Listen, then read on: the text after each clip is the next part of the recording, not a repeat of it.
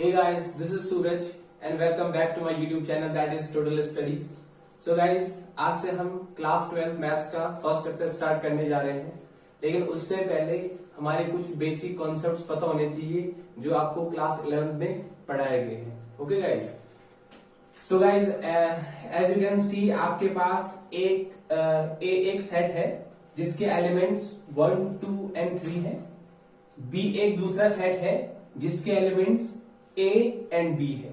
Okay guys, अगर आपको याद होगा 11th क्लास में आपके पास एक छोटा सा टॉपिक था that is Cartesian product of A cross B. Okay, so अगर मैं आपको पूछूं कि आपके पास एक सेट A है, दूसरा सेट B है और आपसे पूछा जाए कि what is the Cartesian product of A cross B. So guys, इसको कैसे करते हैं?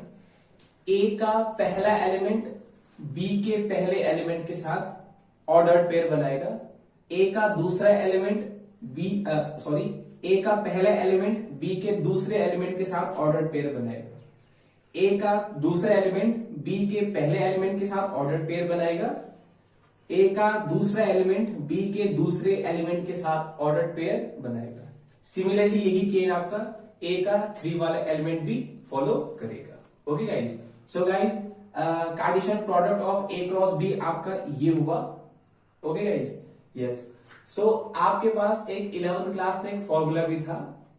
फॉर्मूले में था number of elements in A cross B equals to number of elements in set A into number of elements in set B. Is it clear? चलो इस पे एक क्वेश्चन करते हैं. अगर मैं आपसे पूछूं कि कोई ए सेट है उसमें नंबर ऑफ एलिमेंट्स 3 है, बी सेट है उसमें नंबर ऑफ एलिमेंट्स 5 है, और आपसे पूछा जाए कि number of elements in A cross B. So guys, अब आंसर करेंगे please. Yes, obviously that is 3 into 5. Yes guys, so number next term है आपका सबसेट्स.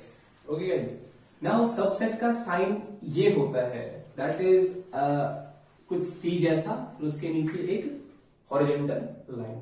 ठीक है गाइस. नाउ सबसेट आपका होता क्या है? Subset is a part of a set और a part of Cartesian product A cross B. यानी सबसेट किसी भी सेट का ही एक पार्ट होता है. सबसेट किसी भी सेट का एक पार्ट होता है. फॉर एग्जाम्पल, आपके पास एक सेट है जिसके अंदर 3 एलिमेंट्स हैं. Alright, that is ABC. तो अगर मैं कहूं ए इस सेट का एक पार्ट है और अगर मैं इसको सेट के रूप में लिखता हूं तो ये सबसेट हो जाता है. बी ए सेट का एक पार्ट है, अगर मैं उसे सेट के रूप में लिखता हूं तो वो एक सबसेट हो जाता है. फाइन गाइस, जैसे मैंने इन दोनों को भी एक साथ लिखा और उसको एक सेट का रूप दे दिया तो ये भी क्या होता है? सबसेट होता है. Is it clear guys? Very good. Now number next, अगर आपसे ये पूछा जाए कि ए एक सेट है, उसके अंदर 3 एलिमेंट्स हैं, तो इसके कितने पॉसिबल सबसेट्स हो सकते हैं? सो गाइज, आपको पता है, आपने पढ़ा हुआ है 11th क्लास में. नहीं पढ़ा है तो मैं यहाँ पे आपका बेसिक क्लियर करा रहा हूं. नंबर ऑफ सबसेट्स का फॉर्मूला होता है 2 की पावर m, जहां पे m होता है सेट ए में या किसी भी सेट में कितने एलिमेंट्स हैं. राइट, जैसे आपके पास ए सेट है, इसके अंदर 3 एलिमेंट्स हैं, तो अगर मैं बोलूं number of subsets in set ए तो ये हो जाएगा 2 की पावर 3. क्यों? क्योंकि ए सेट में 3 एलिमेंट्स थे. So number of subsets in set A will be how much? 8. So guys, इससे पहले हमने बात की थी number of subsets in a set. जैसे आपके पास ए कोई एक सेट है जिसमें 3 एलिमेंट्स है 1, 2, 3. अगर आपसे पूछा जाता है number of subsets in set ए तो इसका फॉर्मूला आपका हो जाएगा 2 की पावर m. m आपका यहां पे क्या है? Number of element in a set. जैसे आपके यहां पे नंबर ऑफ एलिमेंट्स आपका 3 है तो ये हो जाएगा 2 की पावर 3 दैट इज 8.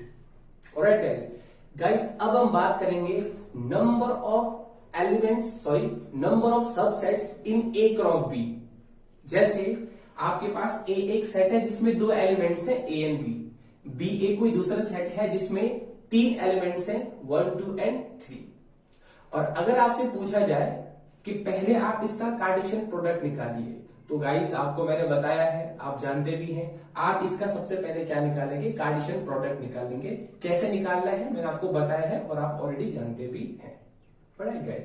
यस। तो अगर मैं आपको बोलूं number of subsets in A cross B, Cartesian product A cross B में कितने नंबर ऑफ सबसेट्स हो सकते हैं, तो 2 की पावर m, फॉर्मूला सेम है, 2 की पावर m।